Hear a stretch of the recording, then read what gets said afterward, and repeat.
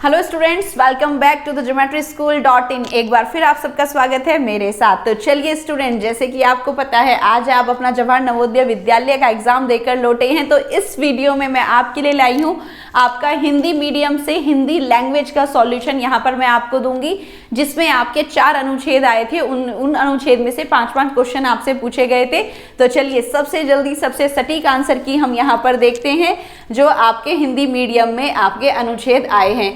तो चलिए अनुच्छेद 1 को हम यहाँ पर डिस्कस करेंगे कि इसके क्या करेक्ट आंसर है, और जल्दी से आप अपने क्वेश्चन पेपर में अपने करेक्ट आंसर मार्क करिए और वीडियो को पूरा देखें, लाइक करें और बच्चों चैनल को सब्सक्राइब कर लीजिए जिससे कि आपको आपके अदर सेक्शन के सॉल्यूशन भी हमारे चैनल पर मिल सके।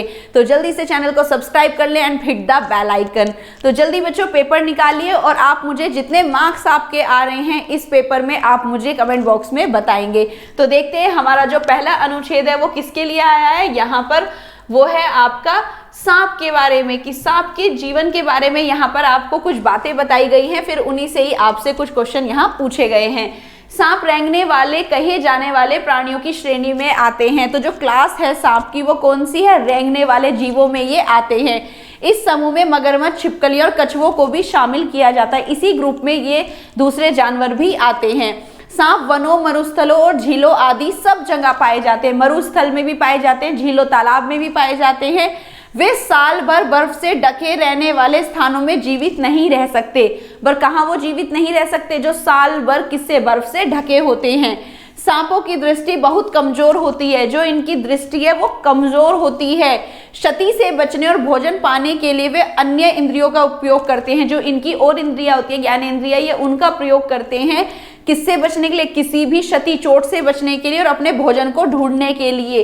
कुछ सांप अपनी नाक से सूंघते हैं पर अधिकतर वे जीभ से भी सूंघते हैं। कुछ जो सांप यहाँ पर है, सांप का जो समूह या कोई भी क्लास के सांप है वो क्या करते हैं? कोई तो जीभ से भी सूंघते हैं और नाक से भी इस्तेमाल करते हैं सूंघने के लिए। सांप का शरीर कोशिकाओं की परती से बनी शल्कों से ढका रहता है। वर्ष में कई बार सांप अपनी मृत चमड़ी की भारी परत छोड़ देता है। उसके नीचे की कोशिकाएं तुरंत भारी परत का निर्माण कर देती हैं जो सांप की सुरक्षा करती हैं, और नई यहाँ पर परत बनती हैं जो फिर क्या करती हैं? सांप को मदद करती है, उसे किसी भी तरह का चोट या सुरक्षा प्रदान करती है, चोट नहीं लगने देती।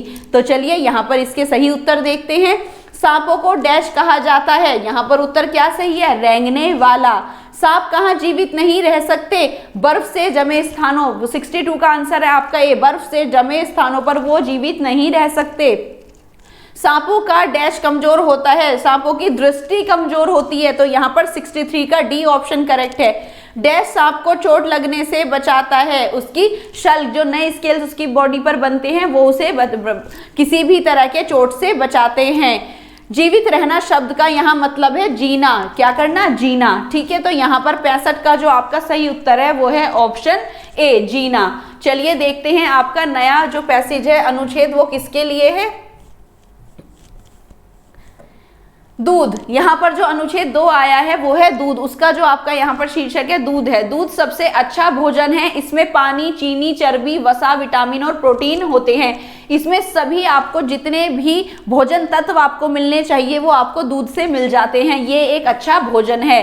लोग भिन्न भिन्न पशुओं के दूध पीते हैं। इंग्लैंड और अन्य ठंडे देशों में गायें होती हैं। अरब और मध्य एशिया जैसे गर्म शुष्क स्थानों पर ऊंट पाए जाते हैं।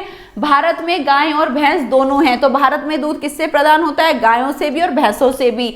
अनेक स्थानों पर बकरियां, जो भारत के ठंडे इलाके हैं, हिमाचल प्रदेश, हिमालय वाले जो रीजन्स है, वहां पर बकरियां भी पाई जाती हैं। यदि लोग गाय और अन्य पशु रखते हैं तो उनको बहुत दूध मिलता है पीने के लिए। दूध से वे मक्खन और चीज भी बनाते हैं। दूध से क्या भी बन सकता है? दही, मक्खन, पनीर सब बनता है। यह जरूरी है कि जिस दूध का हम उपयोग करते हैं वह शुद्ध और विषाणु मुक्त होना चाहिए। दूध में क्या नहीं होने चाहिए? किसी भी प्रकार के विषाणु नहीं होने चाहिए, वो बिल्कुल शुद्ध होना चाहिए। अशुद्ध दूध से मानव शरीर को लाभ की बजाय हानि अधिक होती है। अगर आप अशुद्ध दूध पीते हैं तो उसका फायदा कुछ नहीं होगा, बहुत ज्यादा नुकसान होगा। तो चलिए देखते हैं इसके सही उत्तर। लोग डैश पशुओं का दूध पीते हैं। लोग भिन्न भिन्न पशुओं का दूध पीते हैं। यहाँ पर 66 के लिए करेक्ट ऑप्शन है बी। डैश स्थानों पर ऊंट पाए जाते हैं। गर्म स्थानों पर, ऑप्शन सी इसका करेक्ट है। यदि लोग गाय जैसे पशु रखते हैं तो उन्हें डैश दूध मिलता है, उन्हें बहुत सारा दूध मिलता है, ना ही बहुत कम, ना ही कम, ना थोड़ा, बहुत सारा दूध उन्हें पीने के लिए मिलता है। डी यहाँ पर सही है। यदि डैश है कि जिस दूध का हम उपयोग करते हैं वह डैश हो, यह क्या है, यह आवश्यक है कि जो दूध हम पी रहे हैं वो क्या हो, बिल्कुल शुद्ध हो। तो यहाँ पर 69 का ऑप्शन ए करेक्ट है। हानि का अर्थ डैश के समान है। हानि का क्या अर्थ हो सकता है यहाँ पर, क्षति होना, नुकसान होना, ठीक है। तो यहाँ पर आपका ऑप्शन सी 70 का करेक्ट है। चलिए आगे देखते हैं अनुच्छेद संख्या 3। एक बार हम गांव गए जहां अनेक परिवार अपने बनाए हुए चिकनी के मिट्टी के बर्तन बेच रहे थे। यहाँ पर क्या बना रहे थे, चिकनी मिट्टी के बर्तन बना रहे थे। वहां हमें किसी परिवार के द्वारा बनाए गए कृत्रिम फल और सब्जियों ने बहुत आकर्षित किया। जिससे हम सबसे ज्यादा आकर्षित हुए क्या था, वो जो परिवार मिट्टी के फल और सब्जियां, कृत्रिम सब्जियां बना रहे थे। हमने वहां ऐसे उत्तम आकार और रंगों से बने सेब, संतरे और टमाटर देखे कि असली और उनमें अंतर करना मुश्किल था। कि जिस तरह के उन्होंने बनाए थे तो हम पता ही नहीं लगा पा रहे थे कि कृत्रिम कौन सा है, असली कौन सा है। प्रत्येक ने उनकी बहुत प्रशंसा की। प्रत्येक मतलब हर इंसान ने उनकी वहां पर बहुत प्रशंसा की। तो चलिए देखते हैं इसके लिए सही उत्तर क्या है। कुछ परिवारों ने चिकनी मिट्टी के डैश बनाए, मेज और कुर्सियां, खिलौने और बर्तन, गुल्लक, पैंकी और बैंक। तो फल और सब्जियां, कुछ परिवार क्या बना रहे थे, फल और सब्जियां भी बना रहे थे। तो यहाँ पर बी सही है। हम मुश्किल से ही डैश फल और असली में अंतर कर सके। तो असली का उल्टा कृत्रिम। तो हम असली के मुश्किल से ही कृत्रिम और असली का पता लगाना मुश्किल था। ऐसे शब्द हैं क्रिया विशेषण, ऐसे उन्होंने कुछ वो देखे। तो यहाँ पर ऑप्शन बी आपका करेक्ट है। डैश भेद का समानार्थी है। भेद क्या होता है बच्चों, अंतर बताना। तो भेद का समानार्थी क्या है यहाँ पर, अंतर। तो यहाँ भेद का समानार्थी क्या होगा, अंतर। तो देखिए यहाँ पर सही उत्तर है ए और यहाँ पर सही उत्तर है बी। तो 74 का सही आंसर है अंतर। भेद का समानार्थी होता है अंतर। प्रत्येक का वही अर्थ है जो डैश का है, हर एक। प्रत्येक क्या होता है, विशिष्ट नहीं होता, सबसे अलग नहीं होता, सटीक नहीं होता, कुछ नहीं। तो क्या होता है, हर एक। प्रत्येक मतलब उनकी सबने प्रशंसा की थी, तो हर एक ने उनकी प्रशंसा की थी, जो हर प्लस एक से बना है, हर एक। तो यहाँ पर उत्तर सी आपका सही है। तो चलिए देखते हैं नया अनुच्छेद। यह रविवार का दिन था। हरीश पार्क में अपने मित्रों के साथ खेल रहा था। काफी आसान लग रहा है। हरीश के बारे में बात कर रहे हैं, एक लड़का जो कि रविवार के दिन अपने मित्रों के साथ खेल रहा था। निकट में एक तालाब था। हरीश तैरना चाहता था। वह छपाक के साथ तालाब में कूद गया। तालाब के दूसरे छोर पर पानी में कुछ बत्तखें भी थी। हरीश ठंडे पानी में और हल्की धूप का आनंद लेते हुए तैरा। कैसी धूप थी, हल्की धूप थी और आनंद लेते हुए तैर रहा था। अचानक उसने जोर की आवाज सुनी और पानी छितर गया। उसे आवाज आई और पानी तेजी से क्या हो गया, छितर गया। उसके चारों तरफ देखा, कहीं किसी ने तालाब में गोता तो नहीं लगाया। उसने देखा कि कहीं उसने गोता, किसी और ने गोता तो नहीं लगा दिया।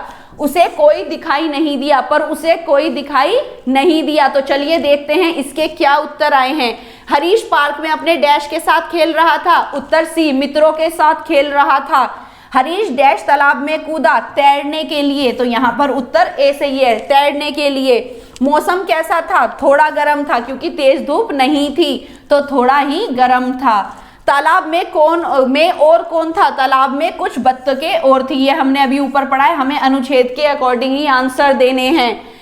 गोता लगाना शब्द का वैसा ही अर्थ है जैसा कूदना का होता है। गोता लगाना क्या होता है, कूदना। वैसा ही अर्थ होता है जैसे कि कूदना। तो गोता लगाना मतलब कि कूदना। तो ये आपका यहाँ पर 80 तक आपका सॉल्यूशन है बच्चों, 4 अनुच्छेद का। आई होप आपके अच्छे नंबर आए होंगे। आप मुझे सभी बताएंगे इसके बारे में कि आपका कैसा पेपर आज रहा और कमेंट बॉक्स में मुझे इसके आंसर देंगे। साथ ही बच्चों ज्योमेट्री स्कूल अब फिजिकल कोचिंग स्टार्ट करने जा रहा है, जिसमें आपको मिलेंगी डेडिकेटेड क्लासेस। अगर आप किसी भी पेपर की तैयारी करना चाहते हैं, like RIMC Jawahar Navodaya Vidyalaya RMS school, तो आप हमारी फिजिकल क्लासेस ज्वाइन कर सकते हैं विद हॉस्टल फैसिलिटीज, जहां पे आपको प्रॉपर क्लासेस मिलेंगी, computer lab for online mock test. तो यहाँ पर आप इसे ज्वाइन कर सकते हैं if you want live in the hostel for your practice. Okay students, तो जल्दी से कमेंट बॉक्स में मुझे अपने आंसर बताइए कि आपका कितना स्कोर बना।